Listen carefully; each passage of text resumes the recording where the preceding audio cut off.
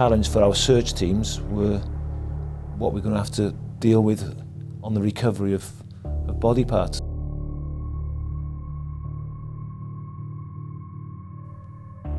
Ang kasong ito ay naganap sa United Kingdom noong ika-21 ng Abril 2015. Si Tracy Woodford ay pinanganak noong ika-13 ng Pebrero 1968 at lumaki sa Wales. Kilala siya bilang isang maamo at mabait na tao, isang taong mas pinipiling tahimik at simpleng buhay. Malapit sa kanyang pamilya, sa kanyang pagtanda, nanatili siyang kasama ng kanyang ina, si Linda, at kapatid na si Sean.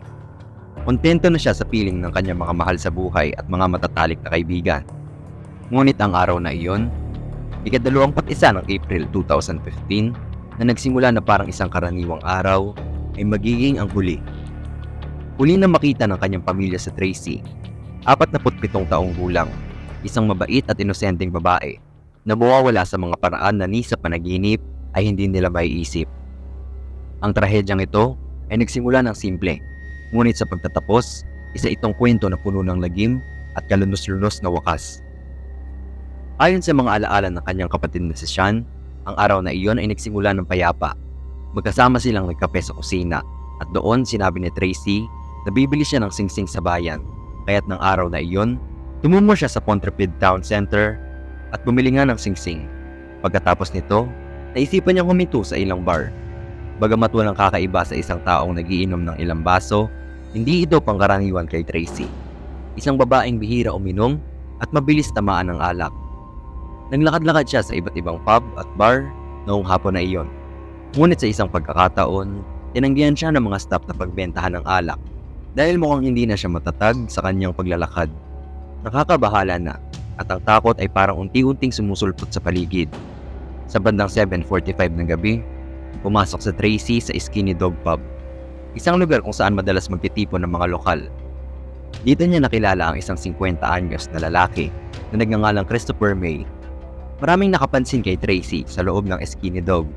Mukha siyang balisa, tila marupok, ngunit sa kabila ng kanyang kaba, nakipag-usap siya kay Christopher May at sa kanyang mga kasama. Hindi maikakaila na ang pagiging nerbiyosa ni Tracy ay agad na nakuha ang atensyon ni Christopher, isang tao na tila may masamang balak na nagtatago sa kanyang anyong kaibigan.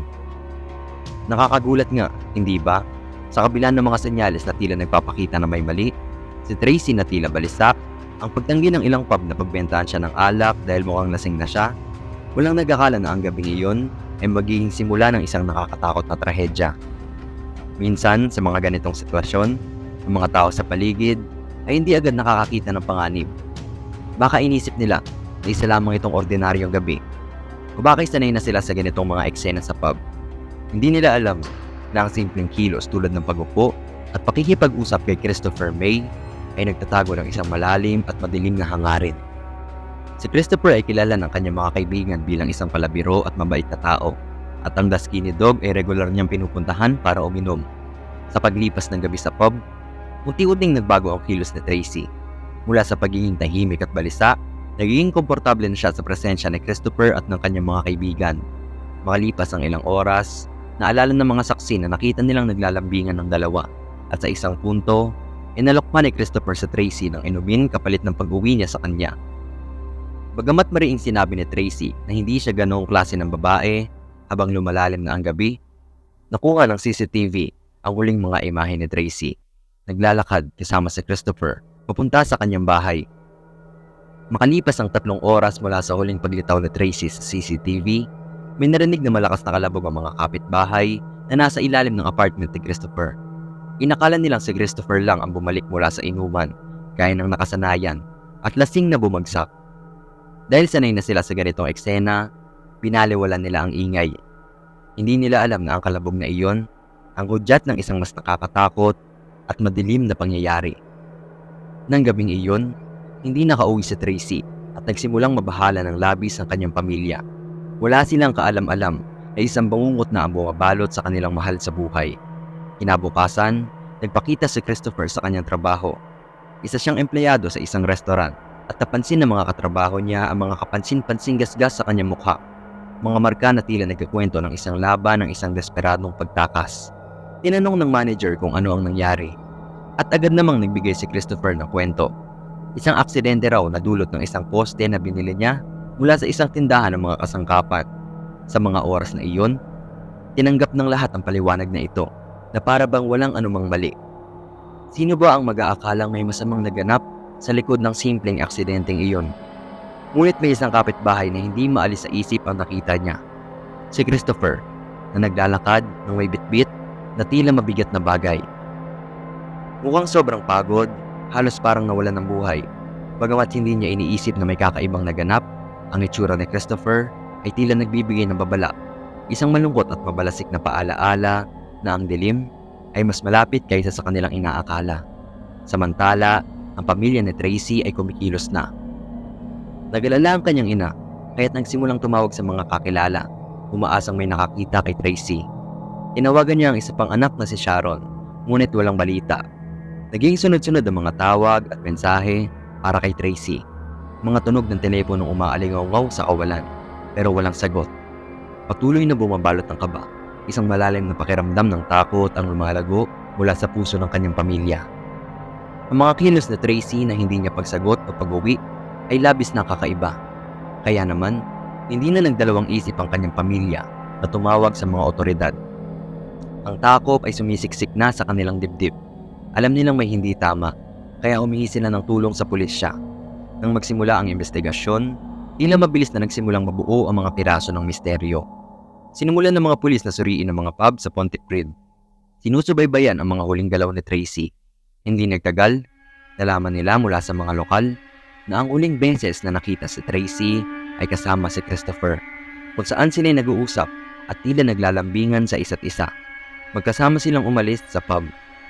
Sa ika-24 ng Abril, ilang araw lamang matapos mawala si Tracy, pumatok sila Sergeant Stuart Williams at Constable Craig Gardner sa pintuan ni Christopher.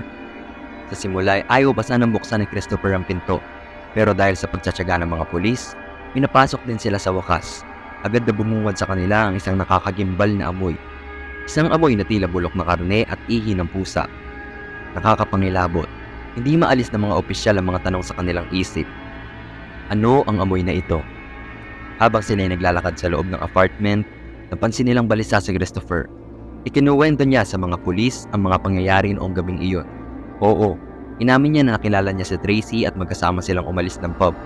Pero pagkatapos daw ng isang hindi kanais-nais na alok mula sa kanya, nagalit si Tracy at naglakad dito palayo. Pero habang nagsasalaysay si Christopher, parang may bumubulong sa isipan ng mga pulis. Bakit ganito kabaho sa loob ng kanyang bahay? Bakit tila hindi matahimik ang kilos ni Christopher? Ang mga katanungan ay lalong dumadami habang unti-unting umaalingaw sa isipan ng mga investigador ang mas mabigat at mas madilim na katotohanan. Alam nilang may mali. May malaking mali. Sinabi ni Christopher na umuwi siyang mag-isa noong gabing iyon at hindi na niya nakita o narinig si Tracy mula noon. Pero ang mga pulis, bagamat tila nakikinig, ay halatang may duda sa kanilang mga mata. Hindi lubos na kapani-paniwala ang kwento ni Christopher, kaya't nagpasya silang magtanong pa ng kaunti. Hiningi nila ang pahintulot na magsagawa ng masusing paghahanap sa kanyang apartment. At pumayag naman si Christopher, isang pagkakamaling hindi niya na mababawi. Habang naglalakad ang mga pulis papasok ng kanyang flat, lumalakas ang nakapangingilabot na amoy. Para bang bawat hakbang ay mas nagpapalapit sa kanila sa isang bagay na hindi nila dapat makita. Pagdating nila sa banyo, bumungad ang mabigat na hangin na punong-puno ng takot at pagdududa. Dahan-dahan nilang hinila ang shower curtain at sa likod nito, nakita nila ang pinutol na mga braso at binti ni Tracy. Mabilis na tumawag ang mga pulis ng South Wales Forensics Team. Habang si Christopher ay agad na inaresto at sinailalim sa masusing pagtatanong. Ang buong flat ni Christopher ay parang isang bangungot na isinakatuparan. Nakakagimbal ang mga gamit na natagpuan doon. Isang lagari, kutsilyo sa kusina, at gunting. Mga kasangkapang ginamit ni Christopher upang pagputol-putulin ang katawan ni Tracy. Sa loob ng kanyang Adidas rucksack, natagpuan ang itaas na bahagi ng katawan ni Tracy, samantalang ang kanyang handbag ay naglalaman ng mga pira-pirasong labi. Isang bahagi ng hinalaki at mga daliri na tumugma sa natagpuan nilang braso sa banyo. Pero may isang nakapangingilabot na detalye ang krimen. Ang ulo ni Tracy, hindi nila matagpuan. At nang kumalat ang balitang ito, tila naging bangungot ang buong komunidad. Bawat sulok ng lugar ay nabalot ng takot. Habang patuloy na dumarami ang mga pulis at mga mamamahayag na nagtipon, dala ang balita ng karumal-dumal na krimen. Habang iniimbestigahan si Christopher, inamin niya sa mga pulis na itinago niya ang ilang bahagi ng katawan ni Tracy sa isang kanal. Sa ika-25 ng Abril, nagtungo ang mga pulis sa lugar na tinukoy ni Christopher at doon, sa loob ng madilim at masikip na tunnel, natuklasan nila ang isang nakapangingilabot na tanawin. Napakadilim ng tunnel. Tila bawat hakbang ay nagpaparamdam ng mas nakakatakot na lihim. Sa isang ledge, halos 1 metro mula sa ilalim ng kamera, may napansin ng isang pulis. May isang bagay na nakaimpake sa loob ng pulang bag.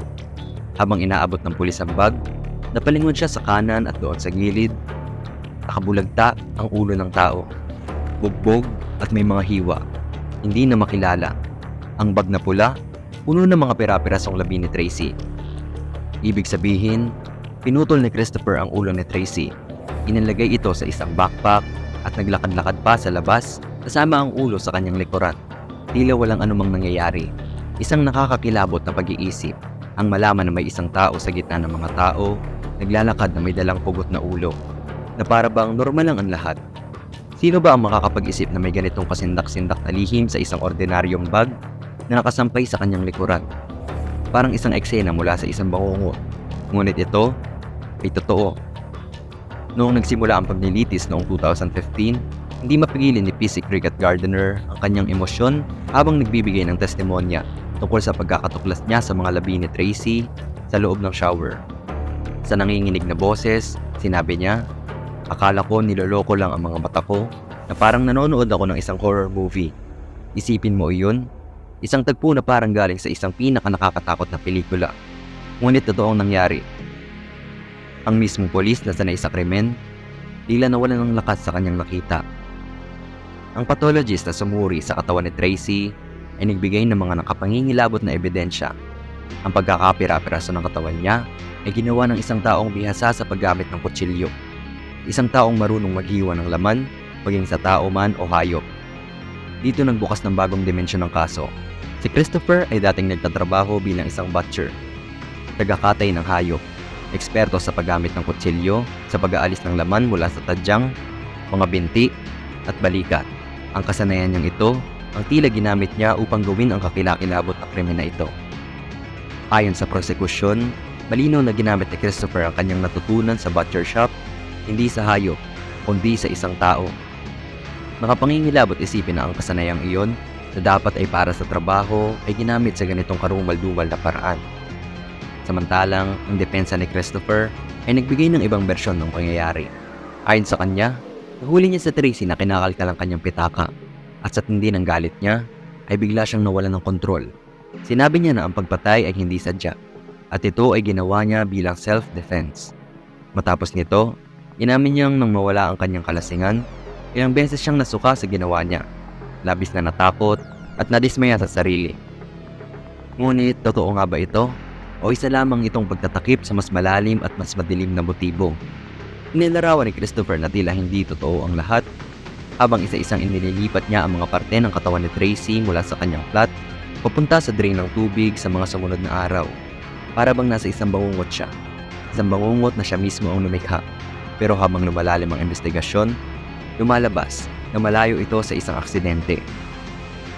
Sa ebidensyang nakuha mula sa laptop na Christopher, natuklasan ng mga investigador na pagkatapos patayin si Tracy, gumugol siya ng mga oras sa panonood ng mga bastos na nilalaman. Ang kanyang kilos ay tila nagpapahiwatig ng isang madilim at nakakagimbal na motibo. Isang posibleng sexual na dahilan sa likod ng karumal-dumal na krimen na ito. Hindi lamang iyon, natagpuan rin ang mga bakas ng DNA ni Christopher sa katawan ni Tracy. Ang prosekusyon ay nagsabi na malaki ang posibilidad o halos tiyak na ginamit ni Christopher ang katawan ni Tracy para sa kanyang sariling kasiyahan matapos itong mapatay. Nakakatakot isipin na ang pagpatay kay Tracy ay hindi isang aksidente, kundi isang pinagplanuhan na pagpaslang. Ayon sa prosekusyon, tinadya ni Christopher na isa katubaran ng kanyang masamang pagnanasa at maruruming pantasya sa isang inosente at mapagtiwalang babae. Pero ang pinaka nakakakilabot sa lahat, maraming parte ng mga laman loob ni Tracy ang hindi pa rin natatagpuan. Ilan sa mga ito ay nakita sa kubeta ni Christopher. Sinubukan niyang itapon ang mga ito sa pamamagitan ng pag-flush, ngunit natuklasan na bumara na ang ilan sa mga ito sa kanyang palikuran. Noong ika-19 ng Nobyembre 2015, matapos ang 2 linggong paglilitis, si Christopher May ay napatunayang guilty sa pagpatay kay Tracy Woodford.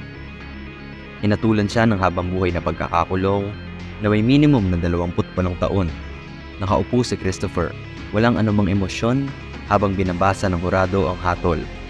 Matapos ang nakakakilabot na mga pangyayari, bumagsak ang bigat ng trahedya, hindi lamang sa pamilya Woodford, kundi pati na rin sa buong komunidad. Brutal na pinutol ang buhay ni Tracy sa pinakamasaklap na paraan. Sinabi ng kanyang pamilya na sila ay labis na nasasaktan at hindi makayanang harapin ang pagkawala ni Tracy. Ayon sa kanyang ina, si Linda, parang nabubuhay kami sa isang bangungot. Sinira niya ang aming pamilya. Winasak niya kami ng tuluyan. Samantalang ang kanyang kapatid na si Sean ay nagsabi, "Galit ako araw-araw ngayon at halos hindi na ako makatulog sa gabi." Ang tahimik at simpleng buhay ni Tracy ay biglaang naglaho dahil sa isang halimaw na ang tanging hinangad ay ang makapinsala. At habang si Christopher ay nagpapalipas ng mga taon sa piitan, ang bigatin ng mga naiwang pamilya at kaibigan ni Tracy ay tila walang katapusan. Habang sinusubukan nilang mabuhay sa isang mundo na tuluyan ng nabago ng isang malupit na trahedya.